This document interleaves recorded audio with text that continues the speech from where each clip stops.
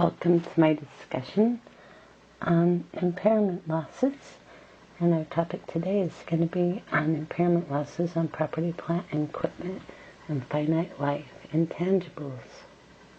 Intangibles with indefinite life and goodwill will be discussed in different pencasts. Our goal today will be twofold. One, to learn how to run a test for impairments on property, plant, and equipment and finite life intangibles. And two, learn how to calculate the amount of loss and journalize it if in fact there has been one.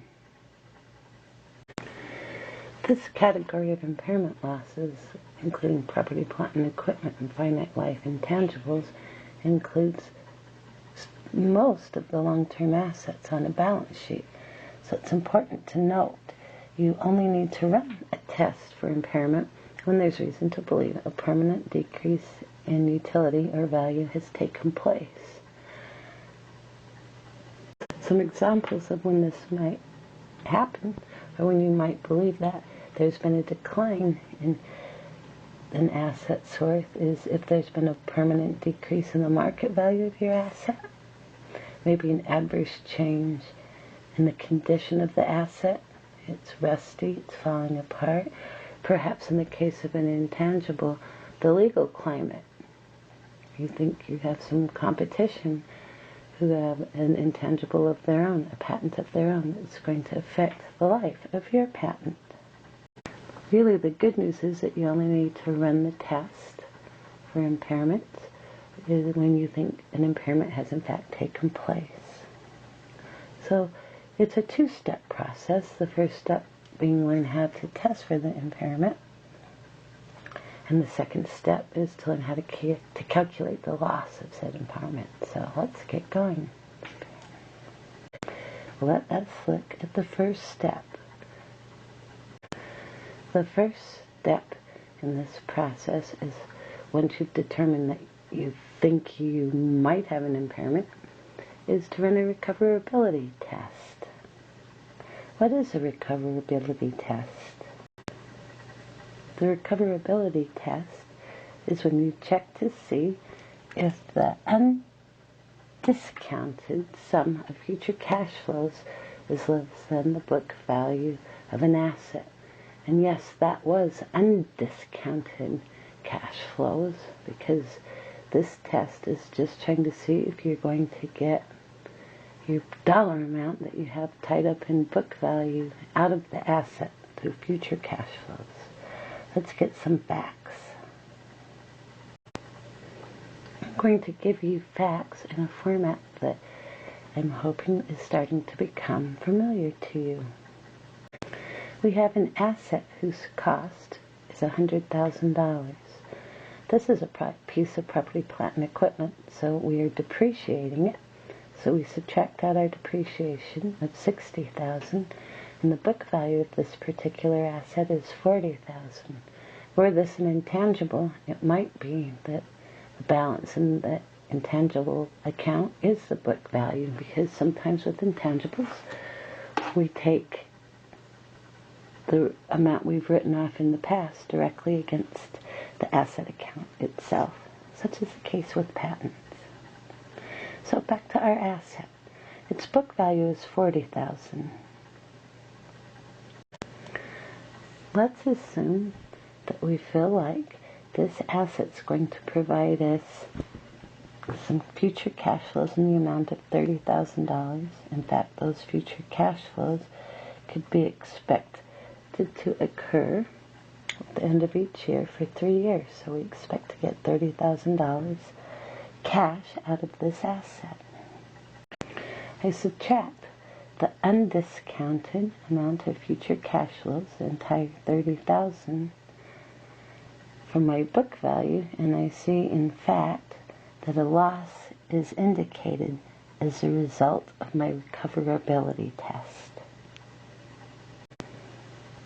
Since this is the case, it will be necessary to move on to step 2 to calculate the amount of the loss and to record the loss with a journal entry.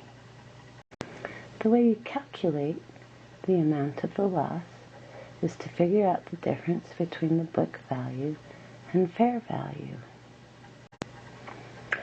If the fair value of your asset happens to be unknown by the nature of the asset, you can't really come up with an estimate of its fair value, you can use the discounted amount of the cash flows you expect to get as an estimate.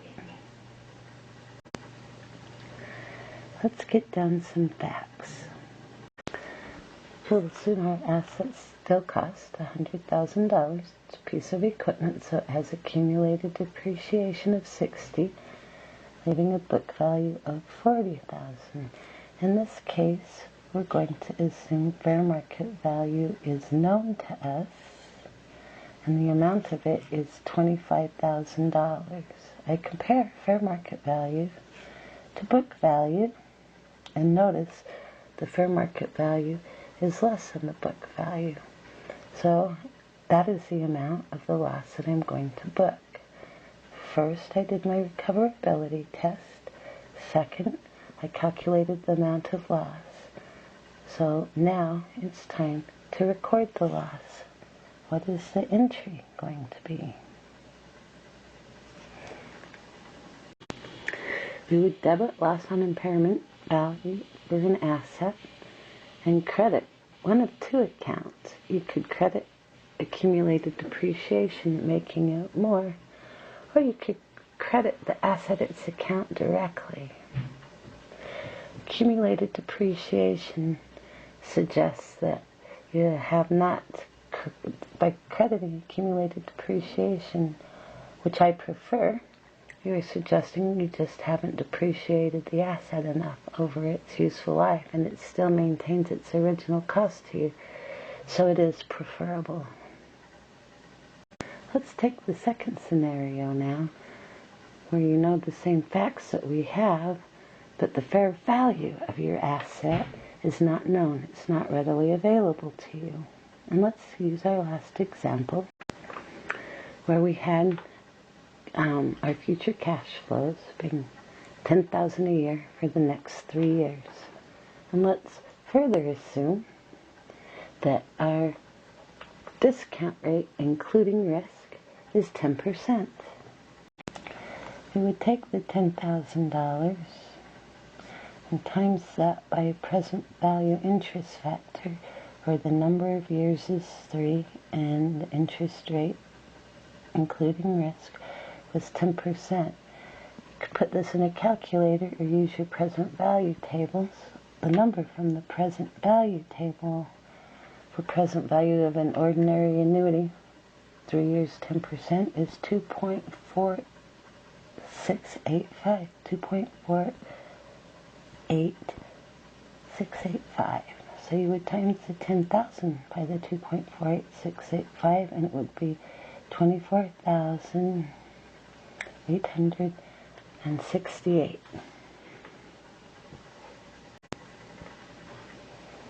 So let's use our facts from above and use the 24,868 as the estimate of our fair value.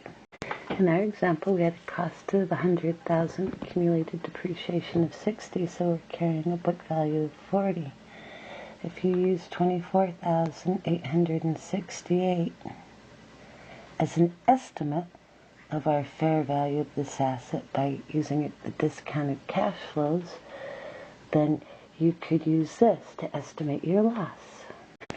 Complete the math on that, and the estimate of your loss would be $15,132.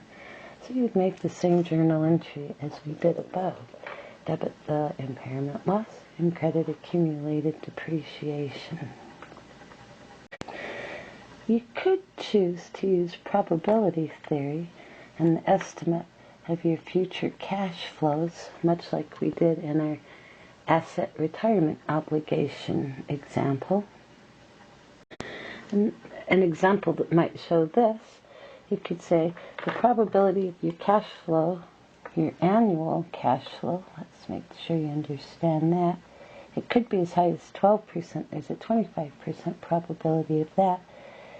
It's more likely it's 10%. There's a 60% probability of that. And it might be as low as 8,000, but that's our least likely.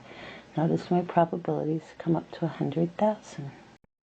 With this set of facts, 12,000 times 25% is 3,000, 10,000 times 60% is 6,000, 8,000 times 15% is 1,200. Add those together, and your likely annual cash flow weighted for probability would be 10,200. Then you could discount this, but if you did, you would discount it back using a risk-free discount rate, something less than 10%, because you'd already dealt with risk through your probability assessment. So thank you then for joining me on my impairment loss test for property, plant, and equipment and finite life intangibles. Look forward to talking to you on a couple more impairment issues. Bye for now.